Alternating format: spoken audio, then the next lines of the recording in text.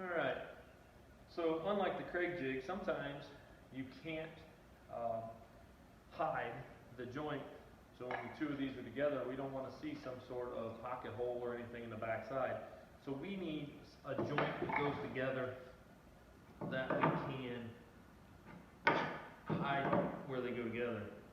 So we have an option of putting these small dowels in and using this dowel jig. And so when I was growing up, this is about the only option we had. These pocket holes hadn't come on the market in the last 15, 20 years. So this is a little more difficult, a little more drawn out. If I want the machine to put a butt joint similar to this, I need to now mark both sides with a pencil line.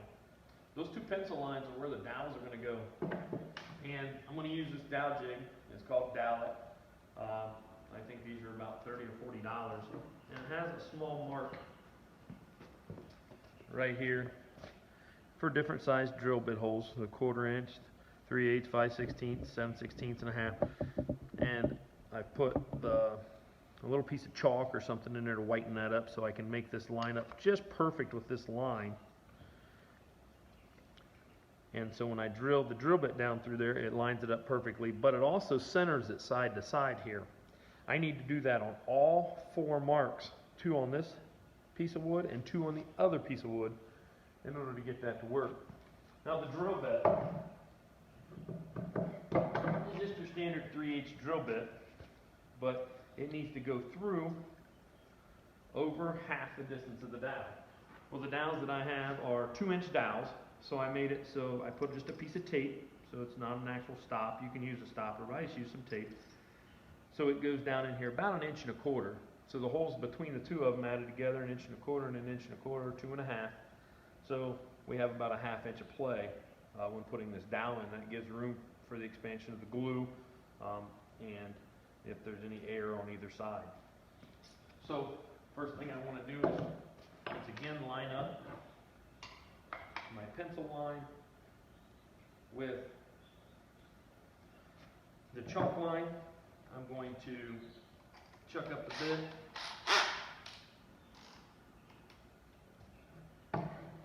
and I'm going to drill down into it.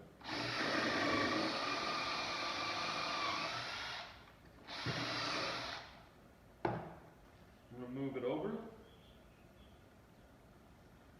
to the next pencil line, making sure that it's flat down and perfectly in line. There's a lot of room for error in this system.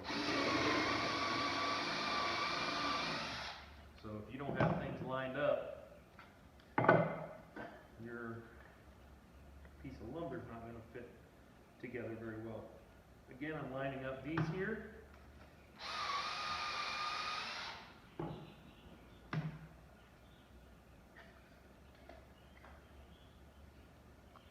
If I was at school, I'd definitely put these in the vise. It makes the job a little bit easier, but it's not 100% necessary.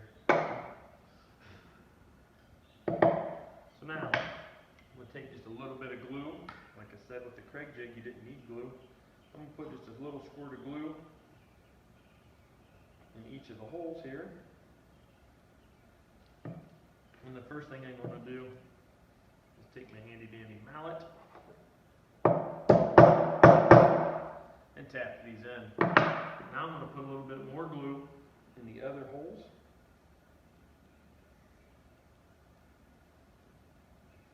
And a tick of glue in between the dowels.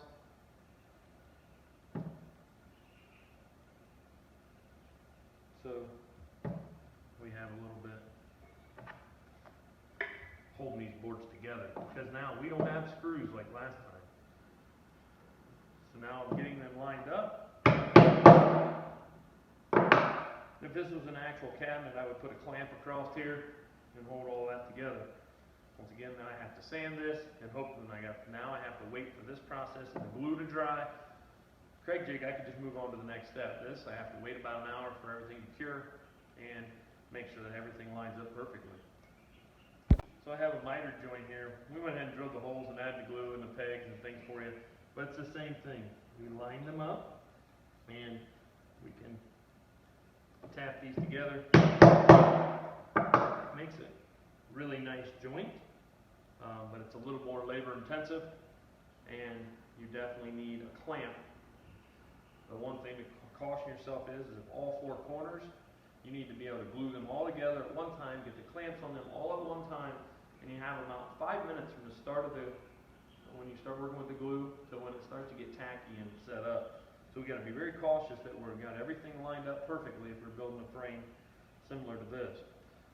Now we have a setup here where we have a smaller frame again, 2-inch frame, and we have the miters. Well, I set up for it and then realized that if I was to do that, the dowel was going to shove out the edge, and that's just not very happy. Can't be doing that. So I'm going to show you another form of combining an edge like this, and I used it a lot on, say, let's building a frame for a flag case or something like that. So let me get set up for that and we'll be back. So we're going to combine a few different techniques, using the clamp of the Craig jig, using the dowel jig, and a plug system to put this together, and sometimes it works really well for us on small projects. So what I'm doing here is I'm drilling a hole. Then I'm going to attach a screw through this hole into this other piece. Then we're going to plug it and either chisel it or sand it off here. So at this point, I'm going to go ahead and drill through the center of the rest of the hole here. And that's going to show where it's going to hit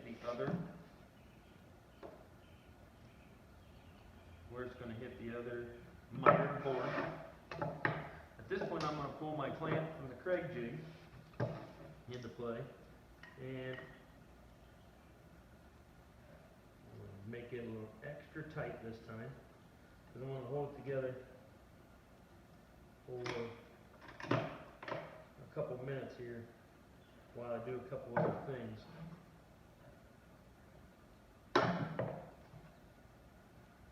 So now I'm going to drill down into there, pilot hole.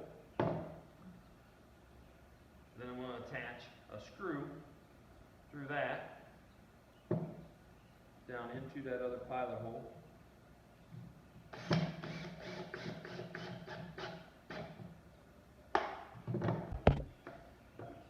And there we go. So now we have a joint that is screwed together with a screw here up through the middle. It looks pretty nice. It's easy and sandable. Then we go to the drill press, which I already did this. I have a bit called a plug bit. So I made this a 3/8 bit on purpose, knowing that this is going to make a bunch of 3/8 plugs. And it makes these plugs that are tapered. And so I just drill them out of other pieces of poplar. I'm not going to pop them all loose, but you just pop them loose like that. And they come out.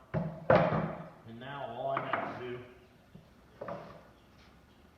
is push them in to the existing hole, line up the grain, give it a slight tap, and now all I have to do is take a chisel and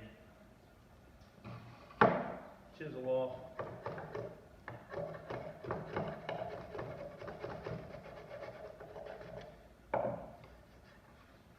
here's what it looks like. So now with some light sanding, the screw's covered up, there's a plugged hole, and there's a screw in here, but you can't see anything like you would with a pocket jig, but you were saving yourself from having to do the dowel and gluing system. Okay, so those are a couple options for joining some boards together, either a butt joint or a miter joint. I know there are thousands of different methods out there. This is just a couple, just some things to think about, and since the majority of us are novices when it comes to woodworking, these are things that we can do. Bain said to me, well, that Is it cheating that we have good sharp chisels? No, it's not cheating. It's almost mandatory. So you want to make sure that these chisels that you use are very, very sharp, razor blade sharp, so we keep them protected in a separate area of the shop. And then as far as the dowel jig is concerned, or the plug cutter is concerned, it is very, very important that we use the drill press for this. We don't use this in a regular handheld portable drill because it will break the teeth off. So we definitely want to use this in a drill press. Which brings me to my last statement. Somebody else did it before us, so there's no reason why you can't do it yourself.